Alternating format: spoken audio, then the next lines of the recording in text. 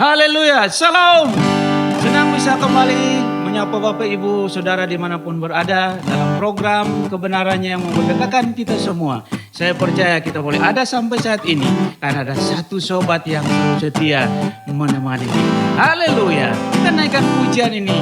Ada satu sobat yang setia.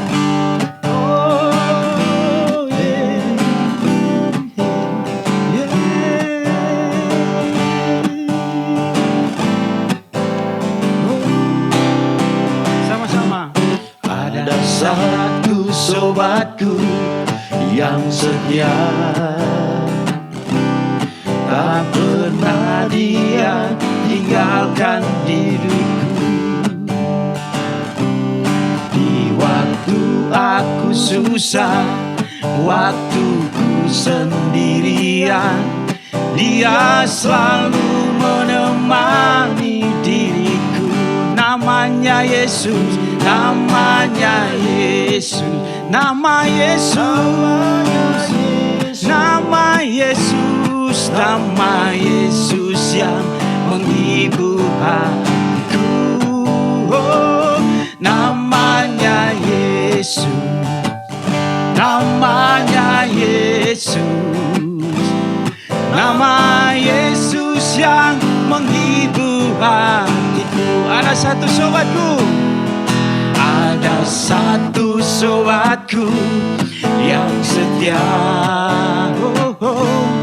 tak pernah dia tinggalkan diriku. Di waktu aku susah, waktuku sendirian, dia selalu menemani diriku. Namanya Yesus, namanya Yesus, namanya Yesus, nama Yesus yang menghibur hatiku. Oh, namanya Yesus, namanya Yesus, nama Yesus yang menghibur hatiku.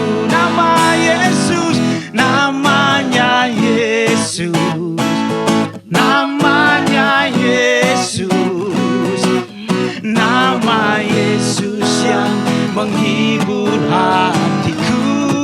Oh, namanya Yesus, namanya Yesus, nama Yesus yang menghibur hatiku. Nama Yesus, nama Yesus yang menghibur hatiku. Nama Yesus, nama Yesus yang menghibur hatiku.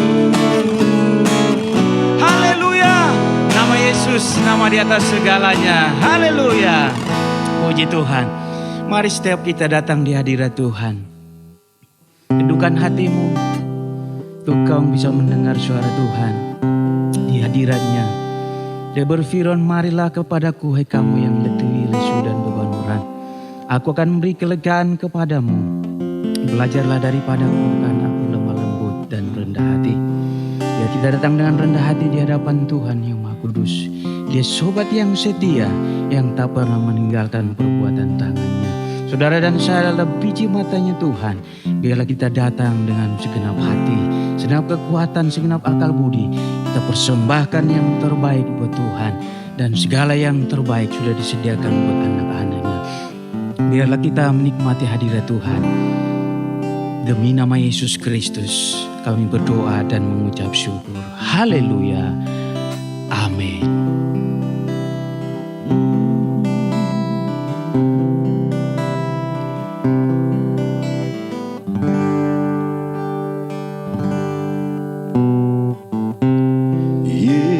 Yesusku, penyelamatku, tiada yang seperti Engkau.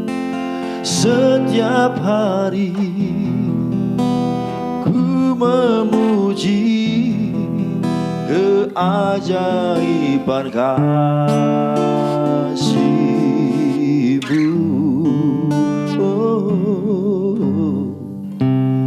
Penghibur, pelindung, menara kekuatan.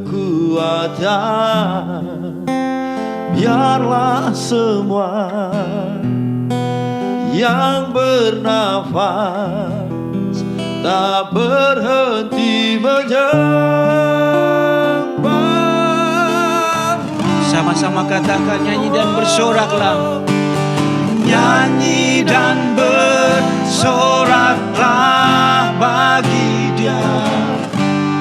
Pujian, hormat, kuasa bagi Raja.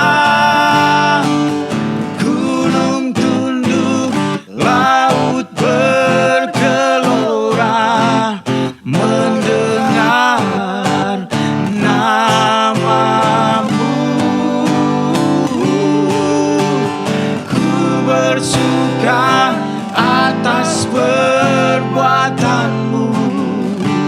Selamanya ku kasihi Engkau Tuhan. Tiada janji seperti yang ada padamu. Sama-sama, Yesusku penyelamatku. Yesusku penyelamatku. Tiada yang seperti Engkau.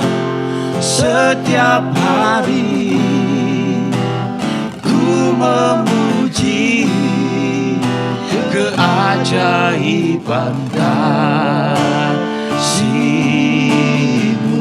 Penghibur, pelindung, penghibur, pelindung, menara kekuatan. Biarlah semua yang bernafas tak berhenti menyembah-Mu. Nyanyi dan bersoraklah, nyanyi dan bersoraklah bagi Dia. Pujian, hormat, kuasa bagi Raja. Gunung tunduk, laut bergelora, mendengar nama-Mu. Ku bersuka atas perbuatan-Mu. Selamanya ku kasihi Engkau Tuhan. Tiada janji seperti yang ada padamu. Nyanyi dan bersoraklah,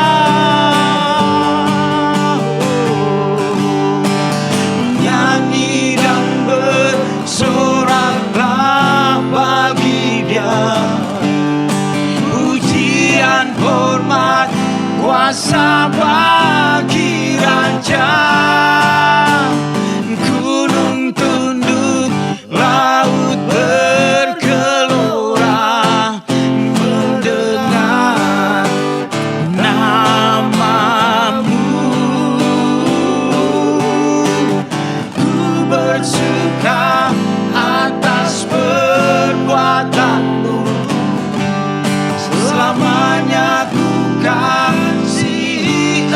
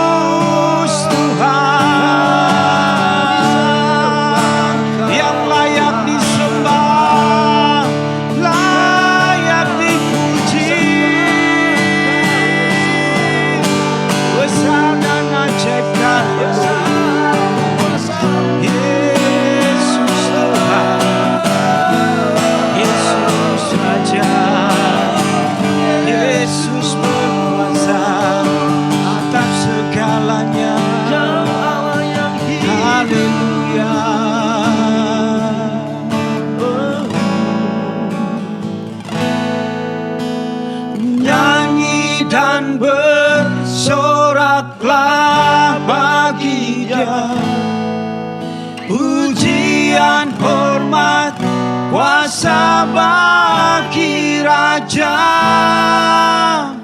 Gunung tunduk, laut bergelora, mendengar namamu.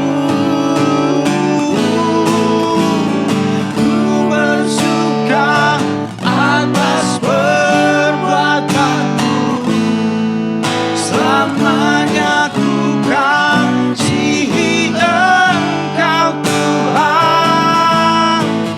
Tiada janji seperti yang ada padamu. Buka hatimu dan diberkati oleh kebenaran firman Tuhan. Nyanyi dan bersoraklah baginya, pujian, hormat, kuasa bagi Raja. Gunung tunduk, laut bergelora, mendengar namamu. Ku bersuka atas perbuatanmu, selamanya ku kasihi Engkau Tuhan. Tiada janji seperti yang ada padamu. Tiada janji seperti yang ada padamu. Tiada janji seperti yang ada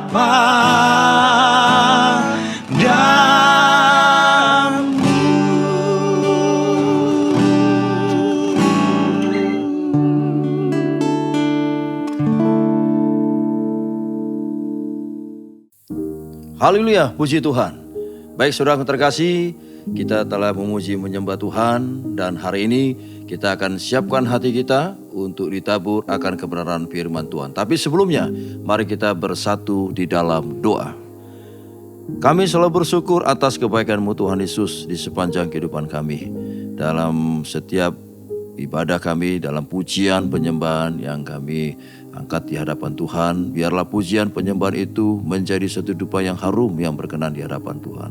Dan hari ini kami akan menyiapkan hati kami, membuka hati kami untuk siap untuk ditabur akan kebenaran-Mu yang penuh kuasa. Dan kami percaya setiap firman ini menjadi satu benih yang bertumbuh di dalam setiap roh bagi anak-anak Tuhan, sehingga mereka juga akan bisa meraih janji firman-Mu. Yang sakit hari ini pasti disembuhkan, yang terikat dilepaskan, yang lemah dikuatkan, dan setiap apapun persoalan masalah bagi anak-anak-Mu, ketika mereka mengandalkan tentang kuasa kebenaran firman-Mu, kami percaya Tuhan, Tuhan pasti buka jalan. Terima kasih ya Bapa.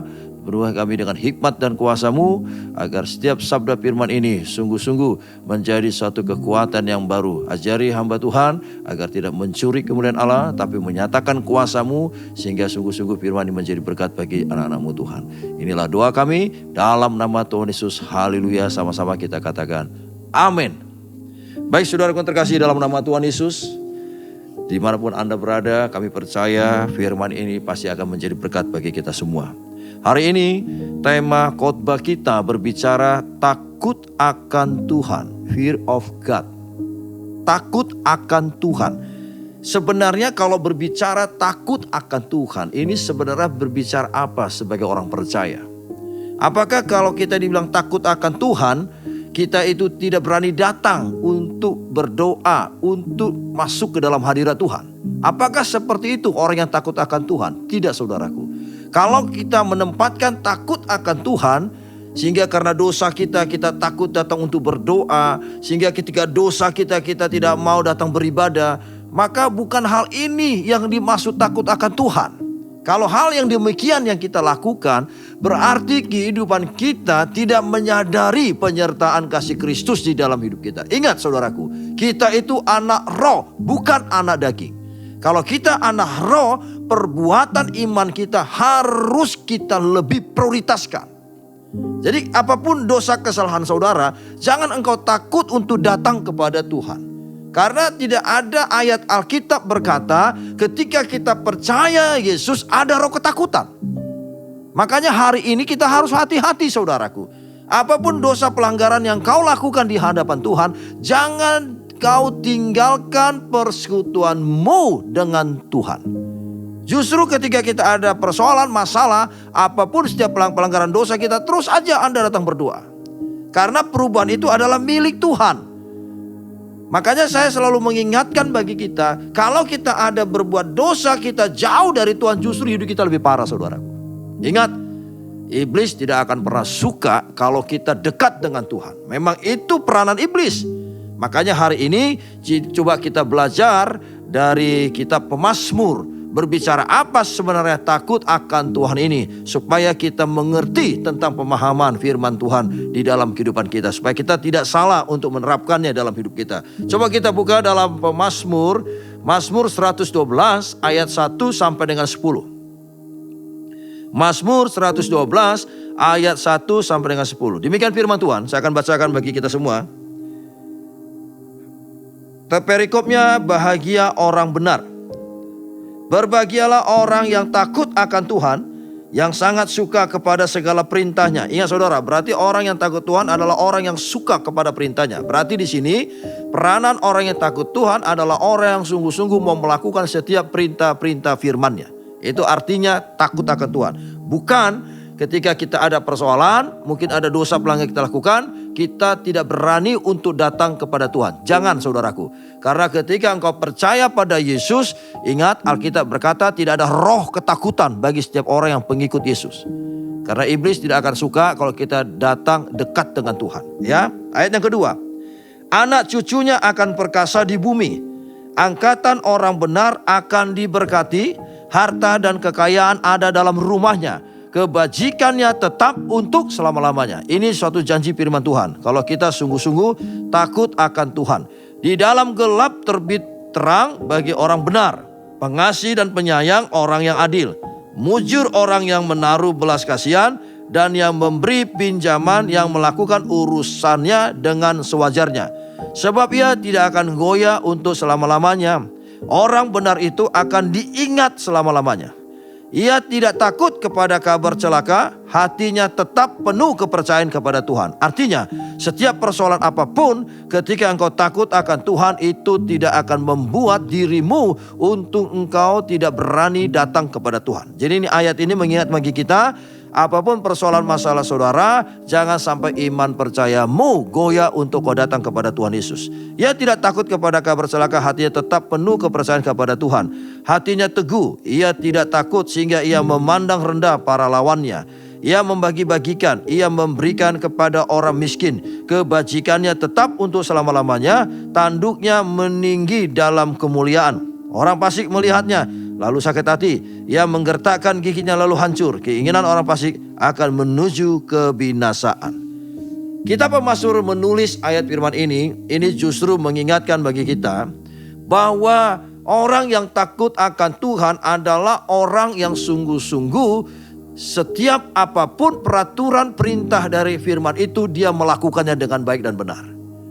Tetapi saya perlu sampaikan bagi kita semua, apapun setiap pelanggaran dosa yang kita lakukan, jangan sekali-sekali engkau jauh dari persekutuan Tuhan. Karena apa saudara? Pertandingan yang disebut Rasul Paulus ini adalah suatu pertandingan bukan melawan darah daging. Artinya bukan melihat setiap persoalan masalahmu, tapi pertandingan disebut ini di sini adalah peperangan-peperangan di dalam roh, segala penghulu-penghulu di udara. Artinya kita diingatkan, ketika kau punya persoalan masalah mungkin dalam hidupmu, dalam keluargamu, bagi rumah tanggamu, jangan sekali-sekali kau melihat persoalan masalahmu untuk kau datang kepada Yesus. Ini harus kita pegang saudara. Karena peperangan kita bukan melawan darah daging. Jadi kata peperangan melawan darah daging artinya ketika kita punya persoalan masalah, jangan masalah itu menjadi suatu penghalang untuk saudara datang dalam persekutuan Tuhan. Saudara harus pegang ayat ini saudara. Makanya ketika kita punya masalah, kalau engkau hanya memikirkan masalah dalam hidupmu, justru itulah yang membuat kau tidak menyadari kau sudah jauh di dalam persekutuan Tuhan. Ingat, Orang yang takut akan Tuhan, dia tidak melihat persoalan masalah itu sehingga bisa menghalang untuk kita datang kepada Tuhan. Ini orang yang takut akan Tuhan. Makanya hari ini kita belajar dari kitab Pemazmur ini, saudara. Karena Tuhan juga sudah menyiapkan suatu berkat, suatu rancangan yang indah bagi kita semua. Dan saya perlu sampaikan bagi kita tidak usah takut tentang situasi, tentang bencana. Ingat saudaraku, selama engkau tetap dekat dengan Tuhan dalam persekutuan Tuhan, Tuhan tetap selalu pelihara kehidupan saudara. Nah sekarang, bagaimana ciri-cirinya orang yang takut akan Tuhan bagi orang-orang percaya? Apa ciri-cirinya orang yang takut akan Tuhan? Yang pertama, orang yang takut akan Tuhan adalah orang yang berani berkata tidak. Apa maksudnya orang yang berkata tidak? Artinya dunia pun, iblis pun bisa memberikan suatu janji-janji sesuai dengan apa kebutuhan kita. Iblis juga bisa memberikan kebutuhan hidupmu, saudara. Iblis juga bisa menyembuhkan saudara. Tetapi yang tidak bisa iblis lakukan bagi kita sebagai orang percaya adalah memberikan kuasa tentang keselamatan. Itu aja iblis yang tidak bisa. Makanya hati-hati, janji-janji dunia, kuasa-kuasa dunia bisa memberikan sesuatu yang luar biasa dalam kehidupan kita. Sehingga kita lupa bagaimana kita itu selalu bersyukur di hadapan Tuhan. Makanya saudaraku yang terkasih, kalau orang-orang yang takut akan Tuhan, ciri-cirinya dia harus berani berkata tidak. Ini maksudnya adalah kita tidak boleh tenggelam ataupun terpengaruh tentang apapun janji-janji kuasa di dunia ini. Saudara pegang firman aja. Mungkin kau berkata, Pak Pendeta, itu saya punya kawan gak pernah ke gereja, tapi kehidupannya itu fine-fine aja, bagus-bagus aja. Itu kan kata kita, itu kan penglihatan kita secara kacamata dunia kita. Tetapi saudara perhatikan, ada gak sih orang yang tahu apa yang terjadi di dalam kehidupannya besok? Tidak ada yang tahu. Karena hari esok itu milik Tuhan. Kalau milik Tuhan, maka kita harus datang kepada pemiliknya. Supaya apa? Supaya apa yang kita rindukan, yang kita inginkan, Tuhan tetap pelihara hidup kita. Sambil contoh kecil aja. Seperti kayak virus 19 ini, virus corona ini saudara. Kalau kita lihat kan tidak pernah habis-habisnya. Tapi kalau kita ikuti perkembangan hanya masalah virusnya, tapi kita tidak pernah datang beribadah, bersekutu dengan Tuhan, kita bisa stres sendiri. Kita bisa tidak berani berbuat apapun. Mau ke sana salah, mau ke sini salah. Karena apa? Kita tidak menyadari iblis itu sudah pakai hidup kita saudara. Karena masalah virus itu bukan datang dari Tuhan. Tidak. Itu hanya peranan-peranan kuasa gelap setan dan perbuatannya saja. Makanya saya perlu sampaikan bagi saudara, selama engkau menempatkan engkau takut akan Tuhan, engkau bisa berani berkata tidak. Artinya apa? Setiap apapun yang kau lihat, mungkin itu membuat kau khawatir, engkau harus sungguh-sungguh percaya bahwa Alkitab berkata setiap apapun masalah yang terlihat, Alkitab berkata loh saudara, itu hanya sementara. Jadi itu menjadi sesuatu hal yang disebut sementara dan tidak mengkhawatirkan. Ketika persekutuanmu dengan Tuhan kau lebih tingkatkan. Itu aja pesan saya. Jadi kita gak perlu khawatir, gak usah bimbang. Jadi orang yang takut Tuhan adalah orang yang taat atas setiap perintah-perintahnya. Dan kau bisa berkata, aku tidak akan terpengaruh dengan apapun setiap masalah yang ku dengar di muka bumi ini. Aku tolak dalam nama Yesus setiap pertumbuhan virus, kuman, penyakit. Harusnya kita berkata demikian. Ini suatu ciri-ciri orang yang takut akan Tuhan. Dia berani berkata tidak. Jadi kalau orang berkata tidak, bukan berarti kau berkata tidak tapi gak pernah berdoa, gak pernah kau beribadah. Ini salah. Kita tuh anak roh, bukan anak daging. Apapun yang kau perbuat, perbuatlah semua untuk kemuliaan nama Tuhan, bukan untuk manusia. Jadi kita gak perlu dipuji, biarkan Tuhan yang mempromosikan kehidupan kita. Itu hal yang pertama, ciri-ciri orang yang takut akan Tuhan. Yang kedua, orang yang takut akan Tuhan. Yang kedua, orang yang takut akan Tuhan adalah berarti dapat mengendalikan lidahnya, mulutnya. Ingat saudara, apa yang disebut orang yang takut Tuhan bisa mengendalikan lidahnya. Karena banyak anak-anak Tuhan tidak menjaga mulutnya, lidahnya. Mulut yang sama, lidah yang sama, keluarnya sama. Baik kata kutuk, kata memberkati. Bagaimana kita mau orang yang disebut takut Tuhan? Makanya ketika orang tersebut takut akan Tuhan, dia harus jaga lidahnya. Coba kita lihat ayatnya. Yakobus 3 ayat 9 sampai dengan 10. Yakobus 3 ayat 9 sampai dengan 10. Apa ayat firman Tuhan berkata dalam Yakobus ini? Ini ya.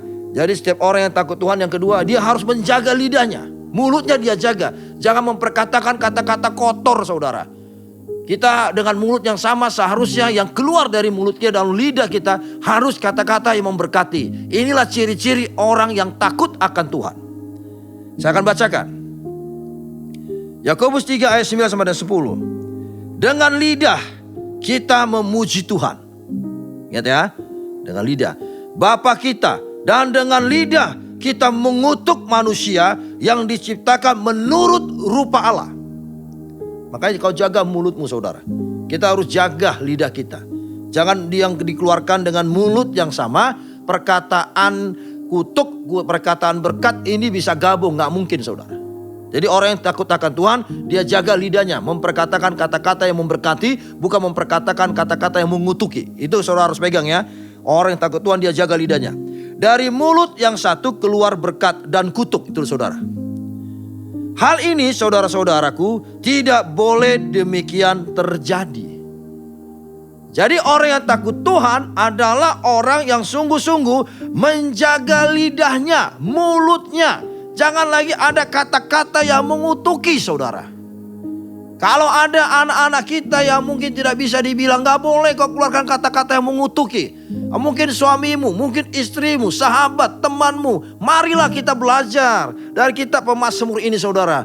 Kita jaga mulut kita. Dalam Yakobus berkata, ingat saudara, dengan mulut yang sama tidak boleh keluar kata-kata kutuk dari mulut kita. Makanya orang yang takut akan Tuhan adalah orang yang menjaga setiap perkataannya di dalam hidup dia. Supaya apa? Supaya Tuhan memberkati kita, saudara. Makanya dalam kitab Pemazmur, Tuhan telah menyiapkan semua apa yang kita inginkan, kita butuhkan. Jadi kalau kita ini mau dipelihara oleh Tuhan, marilah saudara, sama-sama kita jaga mulut kita. Biarlah mulut kita hanya memuji, menyembah. Biarlah kita selalu ada di atas tahta pujian penyembahan Tuhan. Makanya ketika engkau mengikuti dalam setiap ibadah ini, saudara, yang setiap minggu Anda bisa mengikuti pujian penyembahan melalui program rohani kebenaran merdekakan ini. Saya percaya saudara, ingat rohmu terus diperbaharui. Makanya lebih bagus kita harus sadar, orang yang takut Tuhan adalah orang yang selalu menjaga lidahnya. Jangan engkau keluarkan kata-kata kutuk lagi bagi keluargamu sendiri, bagi anakmu, bagi suamimu, bagi istrimu. Itu bukan membuat lebih baik hidup kita, tapi lebih parah iya. Makanya hari ini saya mengajak kita semua sebagai saudara seiman. Tidak ada kata terlambat. Selama kau masih hidup, disitulah saatnya engkau berubah menjadi hidup yang ada dalam kuasa kebenarannya. Amin. Jadi ingat saudara, orang yang takut akan Tuhan adalah orang yang selalu menjaga lidah mulutnya. Biarlah yang keluar dari mulut kita kata-kata yang memberkati. Sama-sama katakan kata-kata yang memberkati. Nah, ini yang perlu kita harus ketahui, ciri-ciri orang yang takut akan Tuhan. Dan yang ketiga, yang terakhir. Orang yang takut akan Tuhan adalah orang yang memiliki hati yang terang atau bersih di dalam hidupnya.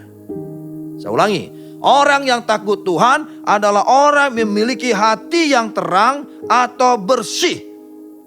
Kita melihat dulu dalam Amsal 4 ayat 23. Apa kata ayat firman Tuhan? Memiliki hati yang bersih.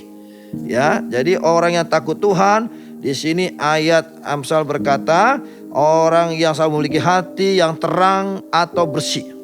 Amsal pasal yang keempat ayat 23. Demikian firman Tuhan. Jagalah hatimu dengan segala kewaspadaan, karena dari situlah terpancar kehidupan. Jadi orang yang takut Tuhan adalah orang yang menjaga hatinya. Apa yang maksud hati ini? Hidupmu, rohmu. Makanya orang yang takut Tuhan itu pasti dia persekutuan dengan Tuhan itu luar biasa. Jadi orang yang takut Tuhan itu bukan berarti dia tidak beribadah, nggak pernah berdoa. Itu bukan takut Tuhan namanya. Itu ketakutan yang berlebihan.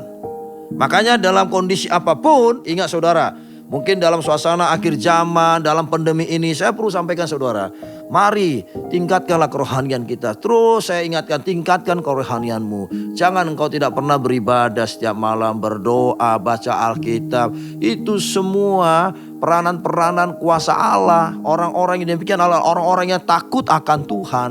Kalau engkau melakukan demikian, hatimu tuh pasti bersih gitu loh saudara. Kau jaga hatimu sehingga tidak pernah kekhawatiran, tidak pernah bimbang. Dari hati itu kelihatan dari mukanya, tampangnya. Makanya kadang-kadang saudara kok lemah sekali mukamu ya. Karena dalam hati ini terpancar kehidupan kita. Itu gak bisa dibohongi. Enggak, aku baik-baik aja kok, aku sukacita gitu loh. Tapi mukanya menunjukkan tidak ada sukacita gitu loh saudara. Karena sukacita itu bukan berasal dari dunia. Sukacita itu bukan berasal dari manusia. Tetapi itu adalah berasal dari Allah itu sendiri. Makanya bagaimana agar kita hidup dalam sukacitanya Tuhan ketika engkau sungguh-sungguh hidup benar-benar dalam persekutuan Tuhan. Itu aja kuncinya. Jadi tidak ada yang lain. Jadi tidak ada orang yang bisa membuat hidupmu sukacita. Kalau ada orang yang bisa membuat hidupmu sukacita, itu pasti ada motivasi yang lain. Gak ada lah, kuasa dunia apa sih? Karena memang saya perlu sampaikan, iblis pun bisa memberikan sesuatu apa yang kau butuhkan. Ingat pesan saya. Iblis yang tidak boleh dia lakukan, yang tidak bisa dia lakukan bagi kita, dia tidak bisa memberikan kuasa keselamatan bagi kita. Itu aja. Makanya hari ini saya mau menyampaikan bagi kita semua sebagai saudara seiman. Mari saudaraku, jadikanlah hidupmu orang yang takut akan Tuhan. Fear of God. Takut akan Tuhan ini juga memiliki sesuatu hal ciri khasnya. Pertama, orang yang takut Tuhan adalah orang yang berani berkata tidak. Artinya apa? Saudara jangan percaya atas janji-janji apapun dalam kuasa dunia ini. Pegang firman. Jangan kata perkataan iblis yang bisa pakai siapapun sehingga kau bisa tinggalkan Yesus. Jangan saudara. Jangan kau tenggelam atas janji-janji dunia. Pegang firman Tuhan. Jadi kalau saudara bilang pegang, saya katakan pegang firman Tuhan, artinya bukan berarti saudara itu berdiam di rumah, terus gak pernah ke gereja, menikmati tentang harta hidupmu. Bukan itu. Jadi orang yang berdiam di dalam rumah, artinya orang yang berani berkata tidak. Ini adalah orang-orang justru dia perkuat gitu loh, persekutuan hubungan dengan Tuhan. Itu aja. Jadi kunci kekristenan itu hanya satu. Kau jaga hatimu, persekutuan dengan itu aja saudara. Ketika mulai kau terganggu pikiranmu, datang baca Alkitab. Ketika mulai terganggu pikiranmu, berdoa kamu. Ketika mulai terganggu pikiranmu, angkat pujian penyembahan. Makanya saya mengajak kita semua. Orang yang takut Tuhan, yang pertama, dia berani berkata tidak. Artinya dia konsisten, imannya konsisten. Tidak akan berubah-ubah.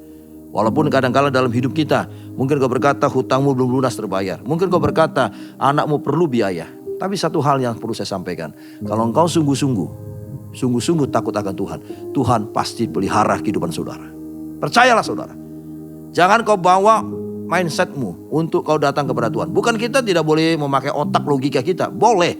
Tapi bukan itu peranan menjadi dominan untuk kau datang kepada Tuhan. Imanmu dong yang kau bawa. Jadi orang yang takut akan Tuhan, dia berani berkata tidak. Artinya dia tetap percaya penyertaan kuasa Tuhan selalu ada dalam hidup dia. Itu arti orang yang berkata tidak. Kedua, orang yang takut akan Tuhan yang kedua yang perlu saya sampaikan adalah orang yang dapat mengendalikan lidahnya, mulutnya. Mari, jangan keluarkan lagi kata-kata yang mengutuki saudara. Baik kepada anakmu. Mungkin kau bilang anakmu bandel dan segala macam. Marilah, gak usah kau kata-kata demikian. Udahlah, nah kita bawa dia dalam persekutuan Tuhan. Supaya anak kita juga dipelihara. Pasti bisa berubah. Percaya saudara. Jangan kau bawa gaya capekmu. Sehingga ketika anakmu nakal, suamimu mungkin pulang terlambat. Ya, itu justru hasilnya tidak baik. Makanya ketika secara dagingmu capek, rohmu capek, datanglah kepada Tuhan. Karena manusia itu ada suatu keterbatasan dalam hidup dia. Tapi kuasa Tuhan itu tidak ada batas. Nah kalau dia dikatakan kuasa Tuhan tidak ada batas, marilah kita jaga mulut kita. Perkatakan kata-kata yang memberkati, jangan mulut yang sama keluar juga kata-kata yang mengutuki. Saya sarankan, mari berubah, tidak ada kata terlambat. Orang yang takut Tuhan, dia jaga lidah, jaga mulutnya untuk memperkatakan, untuk memberkati. Mungkin kau berkata, anakku imani, anak yang benar-benar the best, the biggest, powerful. Tetapi kau lihat belum ada perubahan. Jangan. Kalau engkau sudah percaya akan kuasa kebenaran firman Tuhan, jangan apa yang kau perkatakan, kau samakan dengan pikiranmu. Karena Allah itu beda cara kerjanya. Dalam kitab Yesaya berkata, rancanganmu, jalanmu tidak ada sama dengan aku. Kalau tidak sama, jangan kau paksakan untuk sama gitu loh.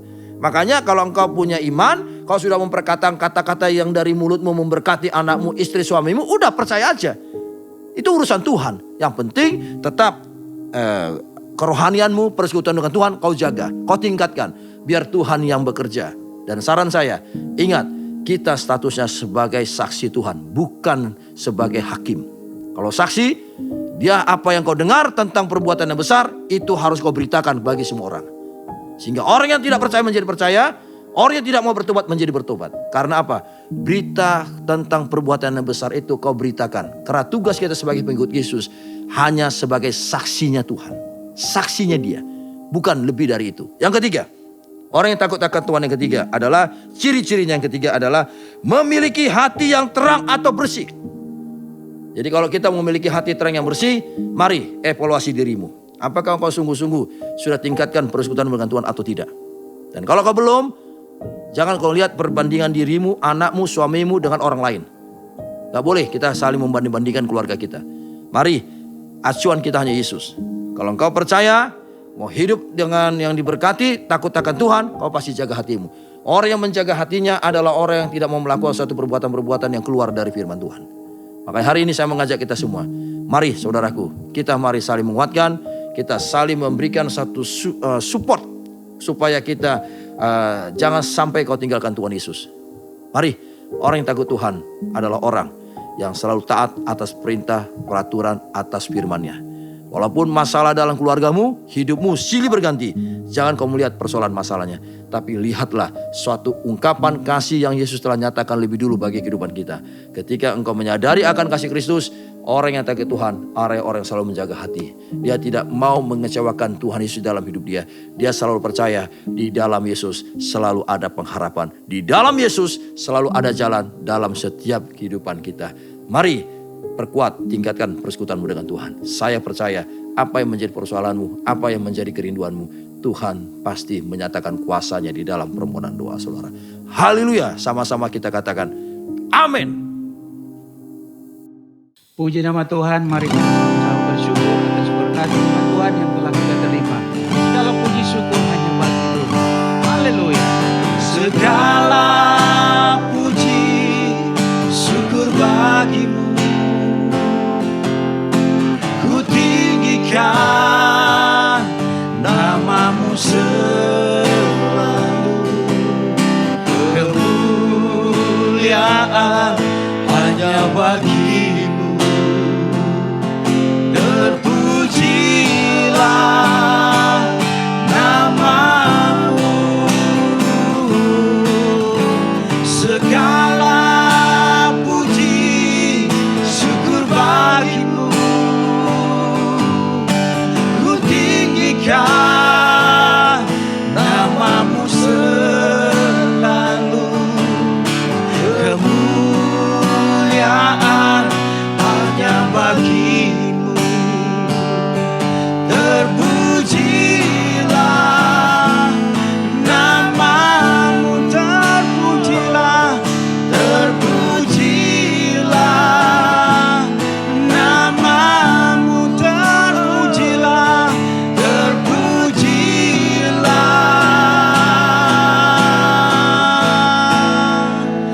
namamu.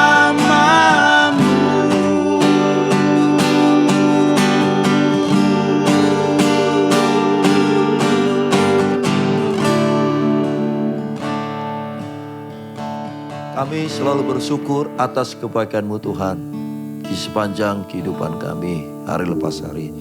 Terutama dalam penyertaan-Mu dalam ibadah ini dari awal, pertengahan dan akhir. Kami percaya setiap kami yang angkat pujian penyembahan di hadapan-Mu, kami percaya Tuhan akan itu menjadikan satu dupa yang harum di hadapan-Mu Tuhan. Dan kami juga telah mendengarkan isi hati firman-Mu. Biarlah firman ini terus berakar, bertumbuh menjadi rema, menjadi satu kekuatan sebagai penuntun dalam hidup kami. Sehingga kami percaya Setiap anak-anakmu yang telah mendengarkan sabda firman-Mu, itu akan menjadi suatu benih di dalam roh bagi kehidupan mereka. Sehingga kami percaya mereka juga ada hidup di dalam kekuatan kuasa kebenaran-Mu. Sehingga juga kami percaya kehidupan mereka juga semakin terpelihara. Sehingga pada saat ini yang sakit pasti disembuhkan, yang terikat dilepaskan, yang lemah dikuatkan, dan setiap apapun persoalan masalah kami. Ketika kami tetap andalkan akan kuasa kebenaran-Mu, pasti Tuhan selalu buka jalan. Terima kasih Bapa untuk ibadah pada hari ini. Biarlah setiap anak-anak-Mu yang mendengarkan setiap ibadah yang baik melalui pujian, penyembahan, dan isi hati Tuhan, kami percaya kehidupan mereka tetap terpelihara, diberkati, dan jerih lelah payah mereka dalam Engkau juga tidak akan pernah sia-sia. Inilah doa kami. Terima kasih ya Bapa, dalam nama Tuhan Yesus. Haleluya, sama-sama kita katakan amin.